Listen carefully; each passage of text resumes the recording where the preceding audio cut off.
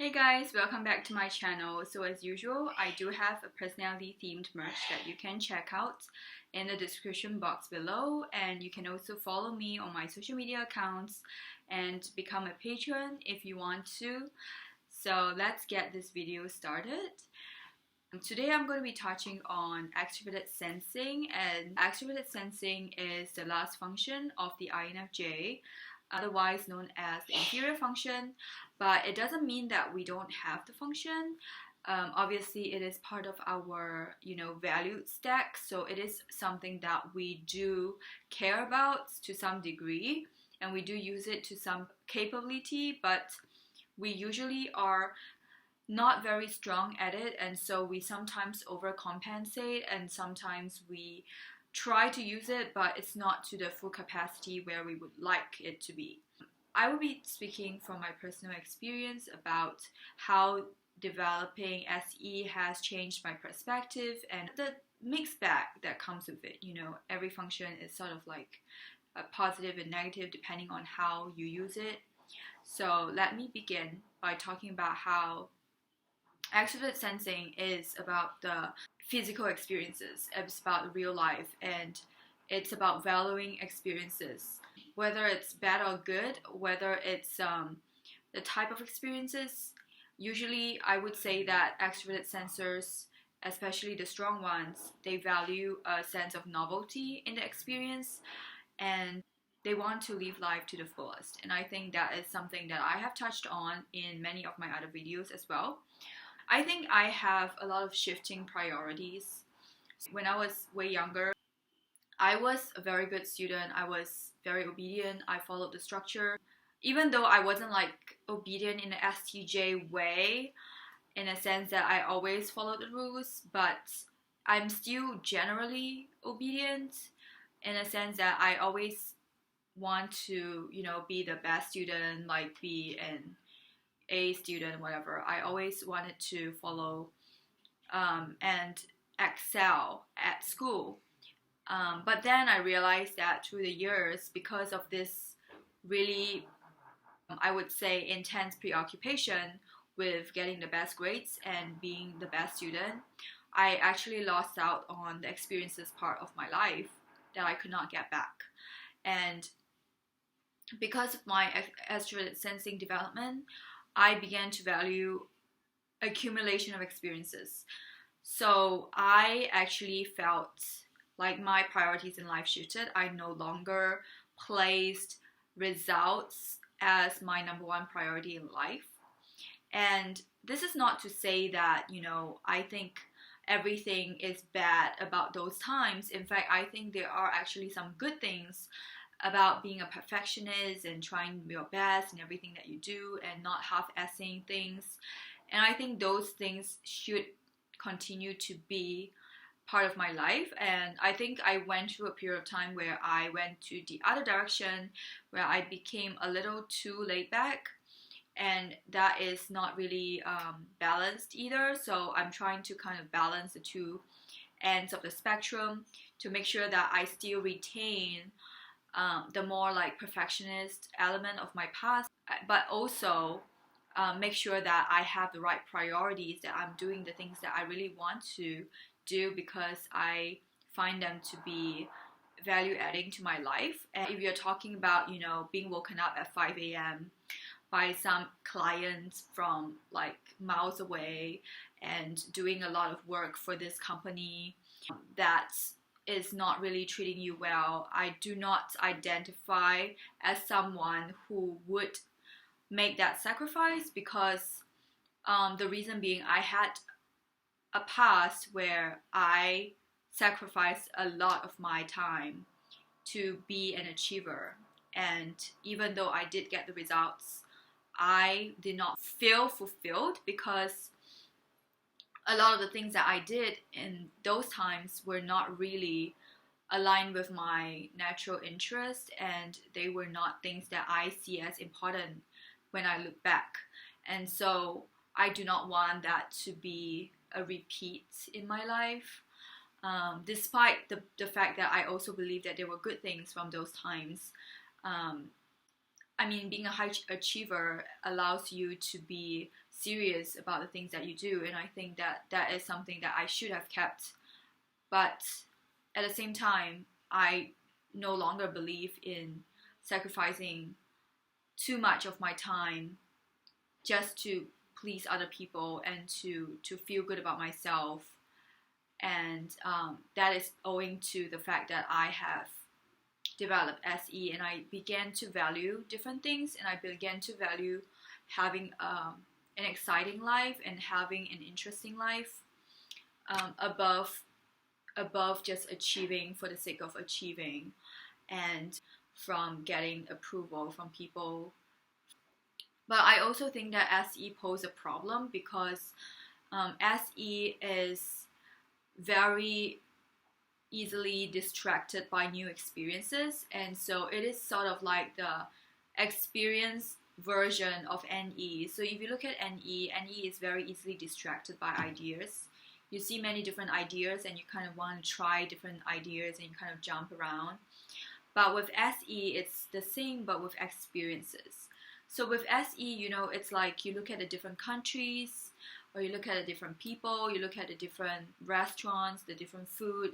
There's a whole spectrum of things that you can look at, and you can have this like grass is greener on the other side syndrome. It is very common with SE, and I think that's why people with dominant SE actually find it difficult to date. Actually, I do have that problem as well. I think that when people do use the extrovert sensing function, there is this challenge, like you don't know when to settle down, and you don't want to settle for the sake of settling. And I don't mean that just in a relationship setting, I mean that in terms of everything, because you want to live your life in the most meaningful, in the most interesting way possible, and you're not sure which choice to make for that to happen, because you are aware that life is limited and time is limited, and so you have to choose the right way, and that can actually lead to a lot of indecision. So I think one particular writing that really illustrates this very well from Sylvia Plath, I'm actually recalling it from memory, so it may not be accurate, but if you have read The Bell Jar, it is the only novel by her. She has this paragraph where she talks about how she was deciding her career path after she graduated from college, and she just envisioned the different paths that she wanted to take as like this ripe fruits on a tree. And she looked at the fruits and she couldn't make a decision because she wanted to be a writer, she wanted to be this and that, and there were so many exciting possibilities for her life to experience, and she felt like she had limited time. And because of this indecision, she saw the fruit falling down and rotting away. And that is actually how, you know, people with extrovert sensing can have this kind of indecision, because they don't know like who to pick, they don't know what life direction they should take. And of course, you know, like when you do have the time, it's okay to go for a variety, but then when you realize that, you know, 5 years just fly by and you still have not maybe make a decision for like the major things in your life, that's when it can pose as a potential problem. And also, extrovert sensing to me is about wanting to be seen and to be making an impact. So it is kind of the opposite or the complementary side to NI, which is really passive and really just looking at things and not really reacting or just observing people, observing society. SE is the opposite. SE wants to take action, wants to be seen, wants to influence. And with that, of course, it comes with consequences. And that's what, you know, NI doesn't like. NI likes to be in a more like safe place, because NI likes to look into the future and look out for signs of danger. And SE is like full on just action and plunging into danger. But I think the good thing about developing SE, especially for people who are naturally strong at SE, is that they know the consequences and they are willing to deal with it. They are strong enough to deal with it. And if you look at ESTPs and ESFPs, a lot of them Of course, you know, there are people who are haters. Um, with any personality type, really, there are people who are not going to like you. In fact, when you do put yourself out there, when you do take action, when you do try to make an influence, there will be positive and negative voices, because that's how it is. Like, unless you hide in the shadow and you don't talk about what you think and you don't give your own opinions, and even then that can actually generate a different kind of feedback, because we live in an age where everything that we do or say is being scrutinized, and that is actually horrible. It's like part of the social media problem, that everything that we do, people are going to have a reaction. And so with extroverted sensing, especially when you are actively trying to impact in real ways, there will be people who are not going to like you for you, and who do not bother to understand you or what you say, and are going to be really not nice about it. And I think people with extroverted sensing really know how to deal with it. And this is something that I myself am still learning from, because it is not obviously a strong function on my part. But what I really do admire about them is that they understand that this is part of life, and they don't take life that seriously, and they are able to kind of own all aspects of themselves. So if you look at, like, maybe, you know, SE dominant celebrities, obviously they have a lot of drama and issues as well. I mean, not all of them, but a lot of them do. But they don't let it affect their life in a very significant way. Like, they don't change major parts of themselves just so that people would be okay with them. And I think that is actually the real reason why, you know, extroverted sensing people are so popular. I mean, if you look at the personality types that are likely to be the most popular, it's usually the ESTPs and ESFPs. I mean, in the real world, not in the MBTI community. I think it's really because they own it, like they own everything that they are. So, you know, of course, I'm not saying you should just not work on your flaws and you should just be like, you know, this really difficult person to be around. But what I'm trying to say is everyone has their own things going on. And if you look at someone's behavior, you can always find something to criticize. Like, for example, if someone is like not just sitting there not saying anything, if someone is just like not having any expression, there will still be people who interpret that as being rude or being intentionally aloof. Whereas people who do understand you would know that, oh, this person is probably just being shy, or this person just doesn't feel like talking so much at the moment. So it's like anything that you do, there will be people who misunderstand your intentions and people who are going to look at you a certain way.